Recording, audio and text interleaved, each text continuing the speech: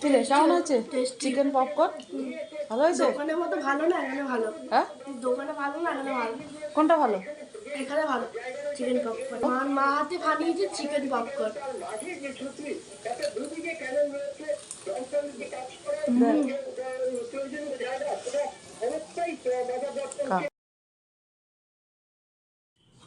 নমস্কার, কেমন আছেন সবাই?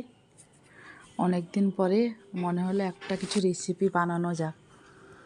তো এই রেসিপিটা ছেলে প্রায় দিনই দোকান থেকে কিনে নিয়ে আসে খায়, তাই আমি বললাম রেসিপিটা আজকে ঘরে ট্রাই করা যাক। চলো, আজকের আমাদের রেসিপি হচ্ছে চিকেন পপকর্ন। তো চিকেনটাকে আমি ভালো করে ধুয়ে ফ্রিজে রেখে দিয়েছিলাম সকালেই, বিকালে বানাবো বলে। দেখো চিকেনটা বের করে নিয়েছে, সলিড পিসগুলো নিয়েছিলাম।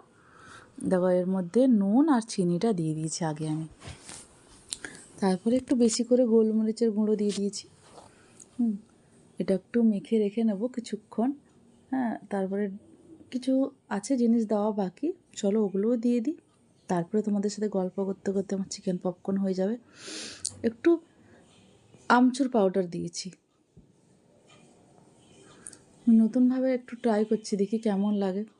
তারপরে একটু লঙ্কার গুঁড়ো দিয়েছি, একটু রেড চিলি পাউডার, মানে যেটা কাশ্মীরি লঙ্কার গুঁড়ো, ওটাও দিয়েছি আমি।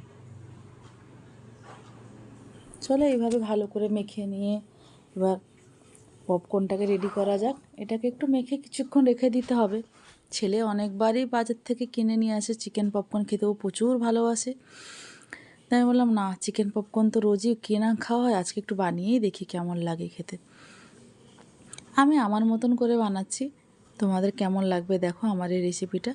দেখো দুটো ডিম ফাটিয়েও দিয়ে দিয়েছি, ভালো করে মেখে নিই। মেখে কিছুক্ষণের জন্য রেখে দেবো। এটা আমার গুড্ডুর ফেভারিট রেসিপি, যে চিকেন পপকর্ন। ও যেহেতু ও হাড্ডিওয়ালা মাংস খেতে পারে না, আর চিকেন পপকর্নের সলিড থাকে পিসগুলো, ওটাই ওর মাংস থেকে হাড্ডিগুলো ছাড়াতে হয় না, ওই জন্য খেতেও প্রচুর ভালোবাসে।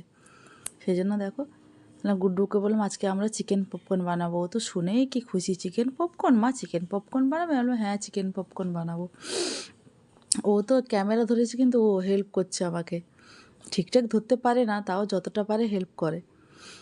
তাকে কিছুক্ষণের জন্য এটা মেখে রেখে দিয়েছিলাম আমি, আধা ঘন্টা মতন। একটু ম্যারিনেট করে রেখে দিলে খুব ভালো হয়।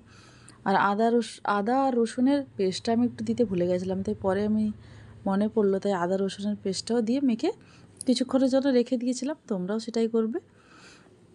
এই রেসিপিটা তোমরাও একবার ট্রাই করতে পারো।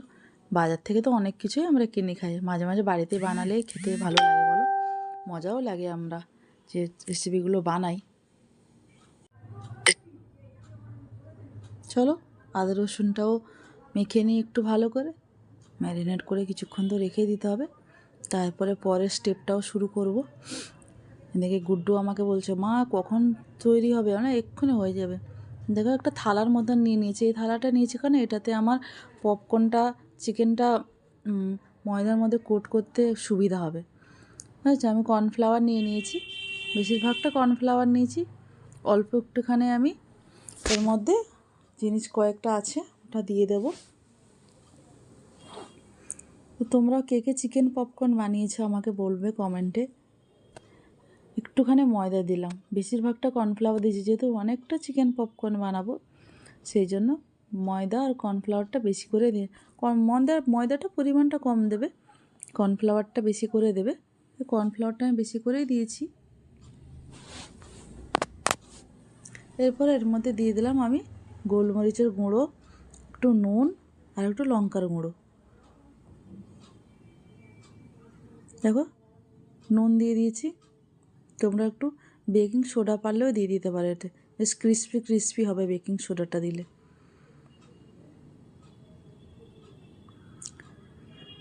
ভালো করে এটাকে মিক্স করে নিই। এটাকে ভালো করে মিক্স করে নিয়ে এরপরে চিকেনগুলো যে ম্যারিনেট করে রেখেছিলাম এর মধ্যে কোট করব, তারপরে তেলে ফ্রাই করব। তাহলে এভাবে ভালো করে এটাকে মিক্স করে নিচ্ছি, যেন নুন আর মশলাগুলো যে দিয়েছি যেন সব জায়গায় ভালো করে মাখানো হয়ে যায়। দেখো আমার বড় রাঁধুনি চলে এসছে, তোমরা তো গুড্ডুকে দেখেছো ও রান্না করার সময়, ওকে আগে দেখতে পাবে তোমরা। দেখো বলো আমি কড়াই বসাবো, আমি তেল ঢালবো। ও রান্না করতে এত ভালোবাসে, আমি কি বলবো আর।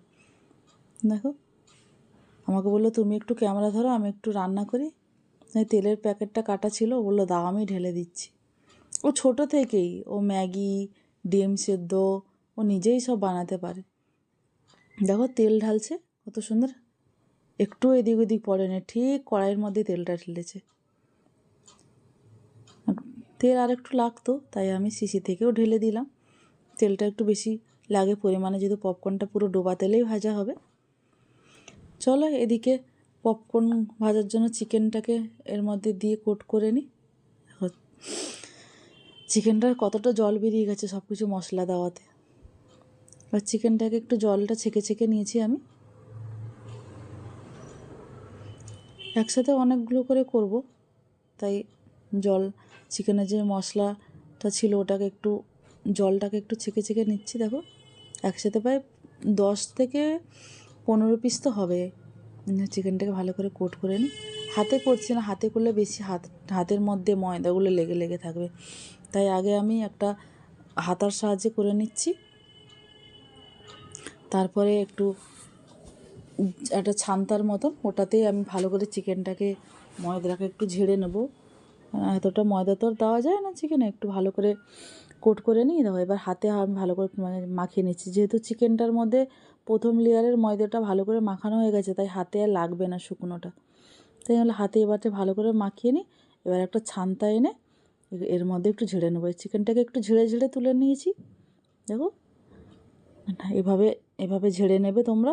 দেখো ছান্তার মধ্যে এভাবে ঝাড়বে, দিলে পুরো যে এক্সট্রা ময়দাগুলো আছে সেগুলো বেরিয়ে চলে যাবে। তেলটা আমার ভালো করে গরম হয়ে গেছে, আমি দেখে নিয়েছি। পুরো তেলটা পুরো ভালোভাবে গরম হলেই দেবে, হালকা গরম হলে দেবে না, তাহলে অনেকটা টাইম লাগবে। এখানে এটা তো ছোটো ছোটো পিস আর সলিড পিস, অনেক তাড়াতাড়ি হয়ে যাবে এটা।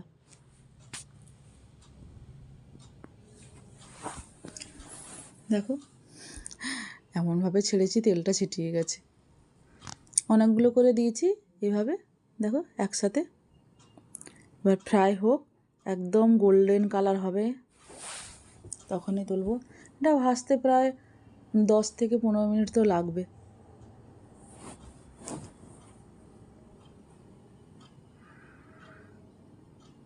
দেখো একটা লেয়ার হয়ে গেছে প্রায়। আমি ওদিকে হোক চিকেনটা, আমি একবারে ভালো করে চিকেনগুলোকে ময়দার মধ্যে কোট করে নিই, ততক্ষণ এদিকটাও হয়ে যাবে চিকেনটা, আমার কাজটাও এগিয়ে থাকবে। সব চিকেনগুলো আমি কোট করে একটা বাটি থেকে তুলে নিচ্ছি, যাতে আমার কাজ তাড়াতাড়ি হবে, সুবিধা হবে।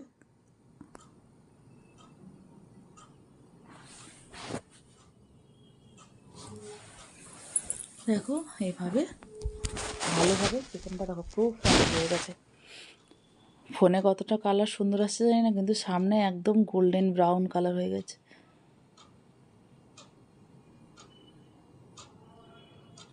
না আমার চিকেন পপকর্ন রেডি।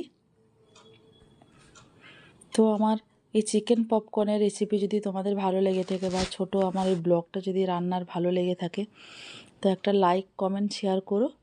সবাই ভালো থেকো, সুস্থ থেকো, সাবধানে থেকো। আর আমার যদি রেসিপি ভালো লেগে থাকে, একটা লাইক কমেন্ট শেয়ার করো। সবাই ভালো থেকো, সুস্থ থেকো, সাবধানে থেকো।